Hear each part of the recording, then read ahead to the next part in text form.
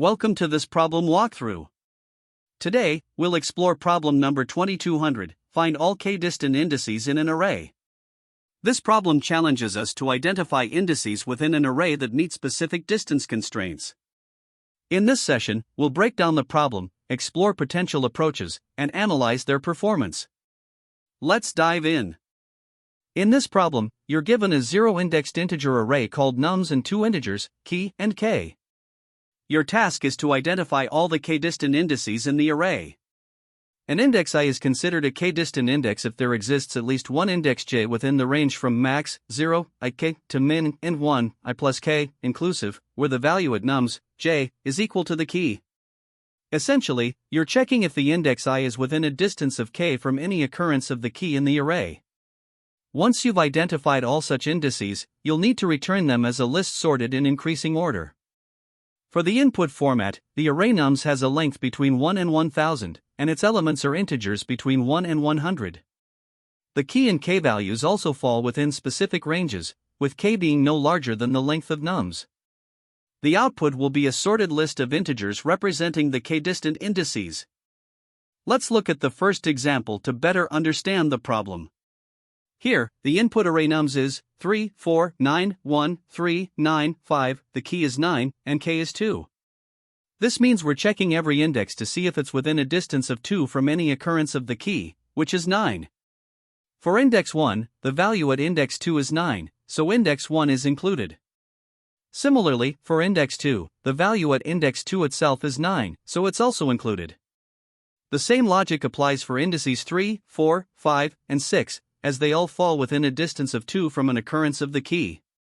The final output is 1, 2, 3, 4, 5, 6, which is the sorted list of all k-distant indices. Now, in the second example, the input array is 2, 2, 2, 2, 2, the key is 2, and k is 1. Here, every index in the array is a k-distant index because every element in nums is equal to the key. Since k is 1, all indices are within the required range of each other, and the resulting output is 0, 1, 2, 3, 4. In the third example, the array is 1, 2, 3, 4, 5, the key is 5, and k is 0. Since k is 0, only indices where the value at nums, I, is exactly equal to the key will be included. Here, the only such index is 4, because nums, 4, equals 5. The output is 4. The problem comes with several constraints and edge cases to consider. First, the length of the array nums is between 1 and 1000, and each element has a value between 1 and 100. Both key and k also fall within specific ranges, with k being at most equal to the length of nums. For edge cases, if nums contains only one element, the output depends on whether this single element matches the key. If k is very large, such as equal to the length of nums, the output will include all indices as long as there's at least one occurrence of the key. On the other hand, if k is 0, only indices where the value at nums, I, exactly matches the key will be included. Additionally, if there are multiple occurrences of the key, overlapping ranges may occur, but the output still needs to be sorted and contain only unique indices. To begin, let's consider the brute force approach. The intuition here is straightforward. For each index I in the array nums, we check all possible indices j within a range determined by the value of k. Specifically, the range is max 0 I k min and 1 I plus k, which ensures we stay within the bounds of the array. For each j in this range, we check if the value at nums j matches the given key. If we find a match, we add the index I to our result list. While this approach is simple to understand and implement, it has significant drawbacks. The time complexity is O and *2k, which can degrade to O n squared, in the worst case, especially for large arrays or ranges defined by k. Additionally, this method repeatedly evaluates overlapping ranges, leading to many redundant computations. While it's a good starting point, the inefficiency makes it impractical for larger inputs. Now, to improve upon the brute force approach, we can optimize the solution by pre-computing the indices where nums j equals the key. This allows us to avoid scanning entire ranges redundantly for every index I. Instead, we collect all such indices into a list called key_indices during an initial traversal of the array. Then, for each index I, we only check the pre-computed list to see if any of these key_indices satisfy the condition I key_index equals k. By focusing only on the relevant indices, we significantly reduce the number of checks. The time complexity of this approach is O, n plus n asterisk m, where m is the number of indices in key_indices. This represents a big improvement when key occurs infrequently in the array. However, the approach is less efficient if key occurs very frequently, as the size of key_indices grows. Despite this trade-off, the reduction in redundant checks makes the method much more efficient and practical for most cases. Additionally, we can further optimize using a two-pointer sliding window approach. Here, we refine the process of managing the key_indices to minimize redundant checks even more. After collecting all indices where nums, j, equals key, we use two pointers to maintain a sliding window of valid key_indices for each index I. The window dynamically adjusts to include only those indices that satisfy the condition I key_index equals k. If the window contains any valid indices for I, we add I to the result list. This technique ensures that we process each key_index as efficiently as possible without revisiting unnecessary indices. The time complexity is reduced to O, n plus m, where n is the size of the array and m is the number of key_indices, making it highly efficient for cases where the key values are sparse. By minimizing redundant computations, this approach achieves optimal performance while maintaining clarity in logic. Ultimately, the chosen strategy is the optimized approach involving pre-computing key_indices. This method strikes a balance between simplicity and efficiency. It avoids the repetitive range checks of the brute force approach while being easier to implement and debug compared to the sliding window technique. This strategy works particularly well when the key values are not overly frequent in the array. For highly sparse cases, the sliding window method may offer better optimization, but the pre-computing method remains a robust and general solution. The key insights here include the realization that pre-computing the relevant indices drastically reduces redundant computations. By iterating only over the pre-computed list, we ensure efficient range checks without scanning unnecessary parts of the array. Additionally, this approach is easier to implement compared to managing boundaries in a sliding window, making it the preferred choice for most scenarios.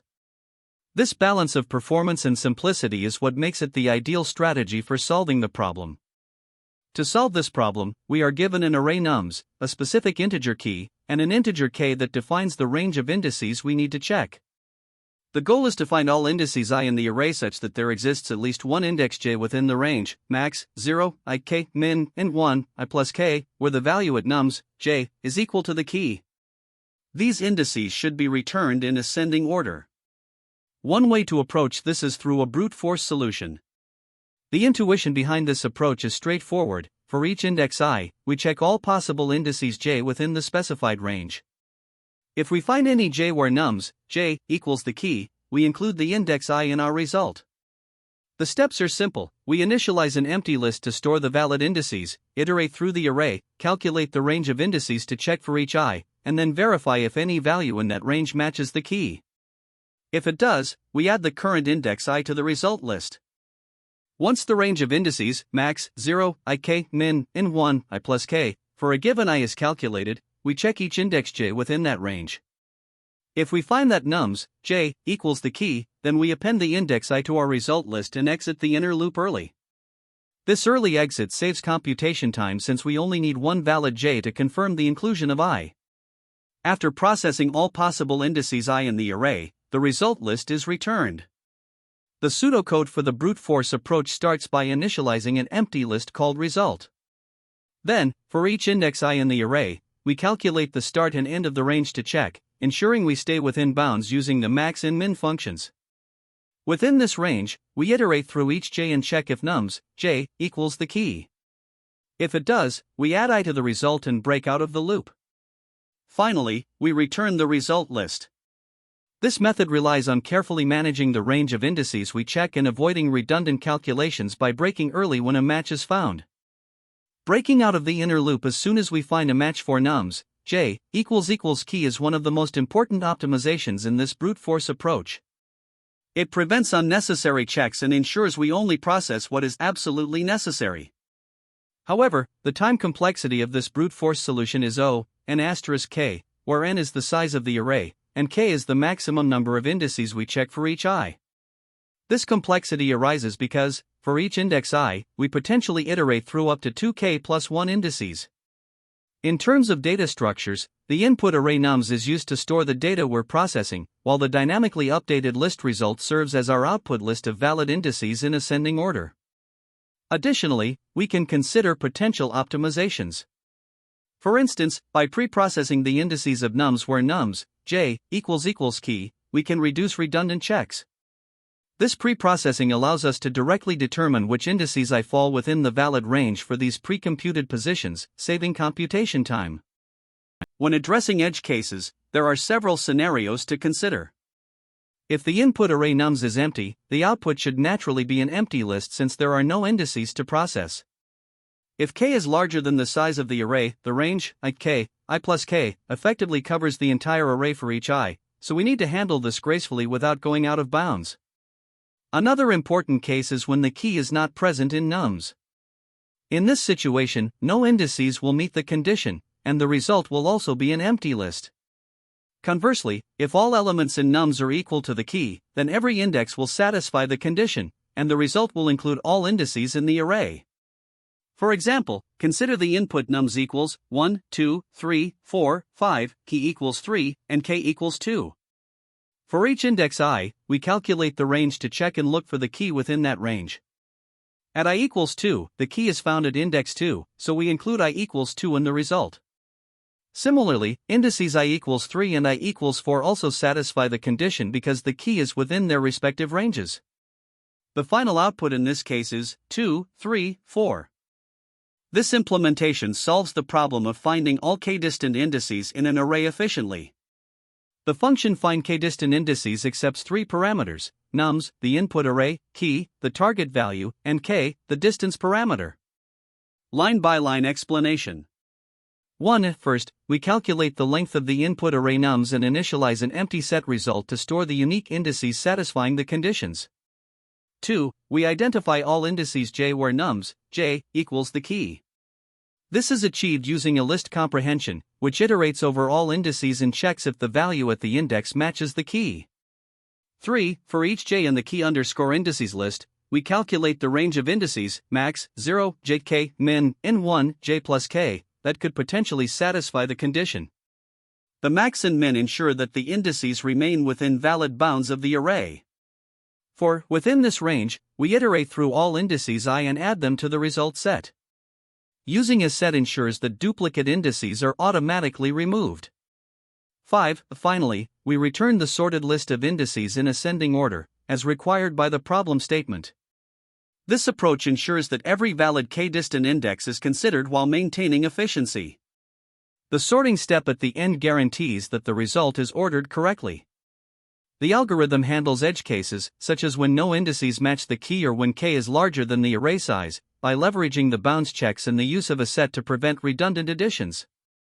Here, we're implementing the solution to find all k-distant indices in a given array.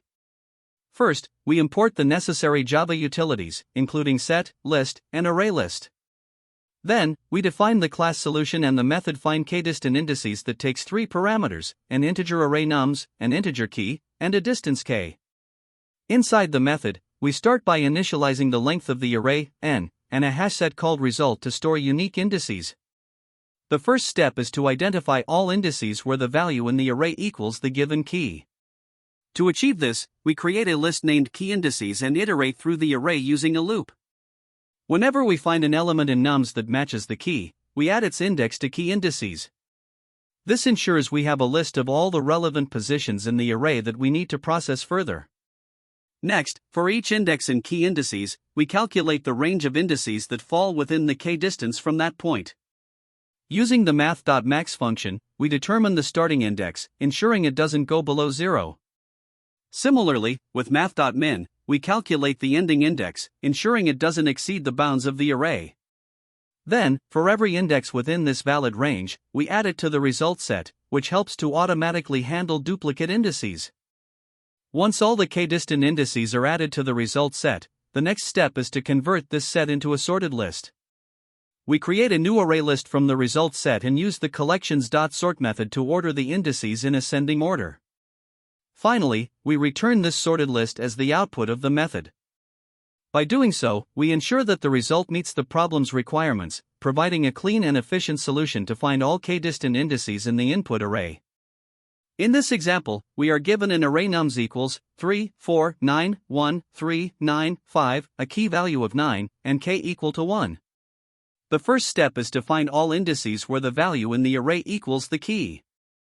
By iterating through the array, we identify that nums 2 and nums 5 are equal to 9, so key_indices becomes 2, 5.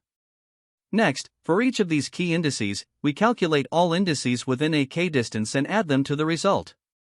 For j equals 2, the range starts at max 0, 2 to 1, which is 1, and ends at min 6, 2 plus 1, which is 3. This means indices 1, 2, and 3 are added to the result, making result equals 1, 2, 3. Similarly, for j equals 5, the range starts at max 0, 5 to 1, which is 4, and ends at min 6, 5 plus 1, which is 6. This adds indices 4, 5, and 6 to the result, updating it to result equals 1, 2, 3, 4, 5, 6. Finally, we return the sorted result. After sorting, the output becomes 1, 2, 3, 4, 5, 6. Here, we have an example where all elements in the array are equal to the key. The input is nums equals 1, 1, 1, 1, with the key being 1 and k equal to 2. First, we identify all indices where the value in the array equals the key. Since every element in nums matches the key_indices becomes 0, 1, 2, 3. For each of these key indices, we calculate the range of k-distant indices and add them to the result. For j equals 0, the range starts at max 0, 0 to 2, which is 0, and ends at min 3, 0 plus 2, which is 2, adding indices 0, 1, and 2 to result, making result equals 0, 1, 2. For j equals 1, the range starts at max 0, 1 to 2, which is 0, and ends at min 3, 1 plus 2, which is 3, adding indices 0, 1, 2, and 3, updating result equals 0, 1, 2, 3. For j equals 2 and j equals 3, all their respective ranges are already included in the result. Thus, no new indices are added. The final result remains unchanged. To complete the process, we sort the result and return it. Since the result set is 0, 1, 2, 3, sorting it gives 0, 1, 2, 3. This becomes the final output for this example. Now, let's consider a case where the key is located at the edges of the array. The input array is nums equals 5, 8, 5, with the key value 5 and k equal to 2. First, we find all indices where nums, j, equals the key. Here, nums, 0, and nums, 2, are equal to 5, so key_indices equals 0, 2.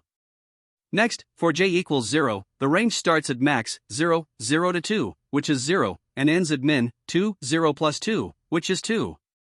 This adds indices 0, 1, and 2 to result, making result equals 0, 1, 2. For j equals 2, the range is already covered, so no additional indices are added. Finally, we sort the result, which remains 0, 1, 2, and return it as the output. To analyze the time complexity of our solution, we need to break it into its key steps. First, we identify all the indices in the array where the value equals the given key. Since this involves scanning through the array of size n once, this step takes n time. Next, for each of these key indices, we calculate the range of indices that are within a distance of k and add them to a result set. The range size for each key index is at most 2k plus 1, as it spans k elements to the left and right, limited by the boundaries of the array. If we have m key indices, this step requires m*k operations in total, as adding to a set is an average O1 operation per index. These two steps give us the core operations for the solution so far. After calculating the k-distant indices, we then sort the result set to ensure the indices are in increasing order. Since the set can contain at most n unique indices, this sorting step requires n log n time in the worst case. Combining all the steps, we have n for finding the key indices, m*k for calculating the k-distant indices, and n log n for sorting. The overall time complexity is therefore O, n plus m asterisk k plus n log n. In the worst-case scenario, if every element in the array equals the key, m becomes n, and if k is also as large as n, the term m asterisk k becomes n squared. This makes the worst-case time complexity O, n squared plus n log n, which simplifies to O, n squared, as the quadratic term dominates. Now, let's consider the space complexity of the algorithm. To store the indices where the key is found, we use a list called key_indices. In the worst case, all n elements of the array match the key, so this requires O, n, space. Similarly, the result set, which holds the unique k-distant indices, can also contain at most n elements, contributing another O, n, to the space complexity. During the sorting step, Python's timsort algorithm, used by the sorted function, requires additional O, n, auxiliary space in the worst case. Summing these up, the overall space complexity of the solution is O, n. To put this into perspective, let's compare our optimized solution with a brute force approach. A naive method would involve iterating over all pairs, I, j, in the array, checking if the absolute difference between I and j is less than or equal to k and if nums, j, equals the key. This would result in O, n squared, time complexity, as there are O, n squared, pairs to evaluate.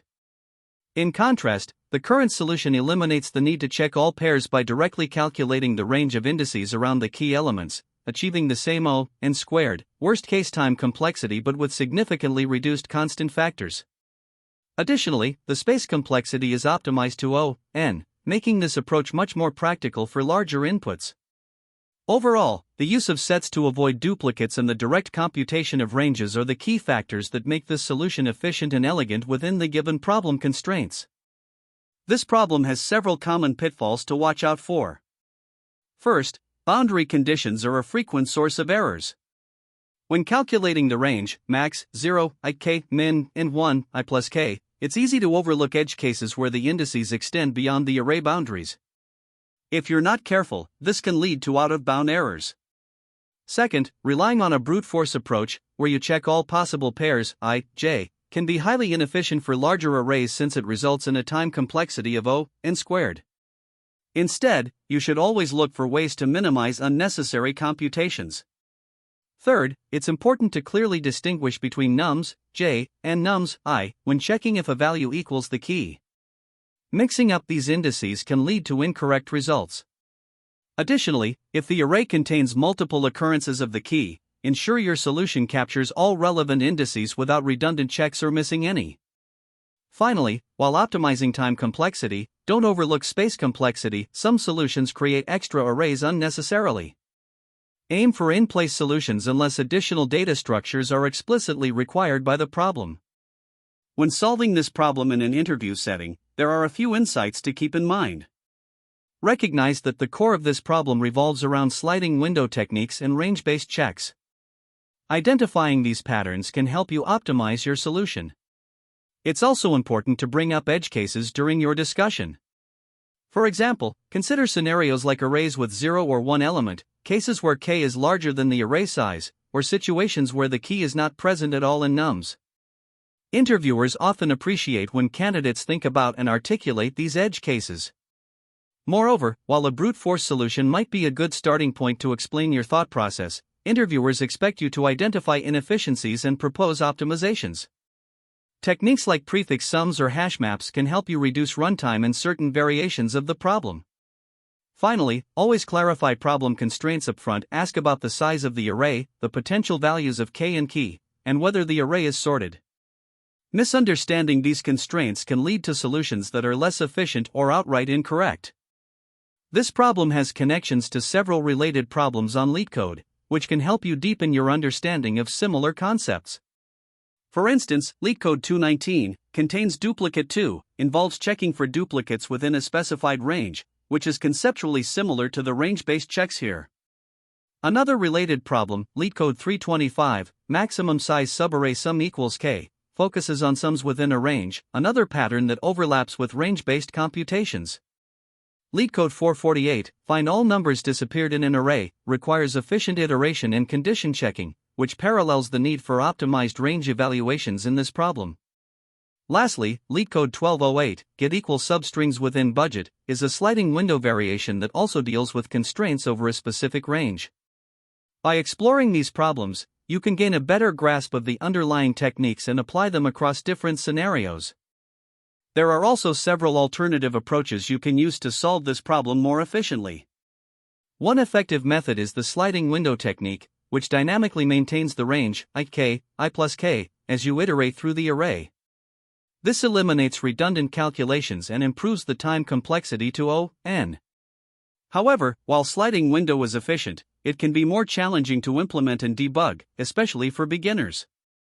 Another option is to use a hash map to pre-compute the indices of the key in the array. This allows you to quickly check ranges without repeatedly iterating through the array.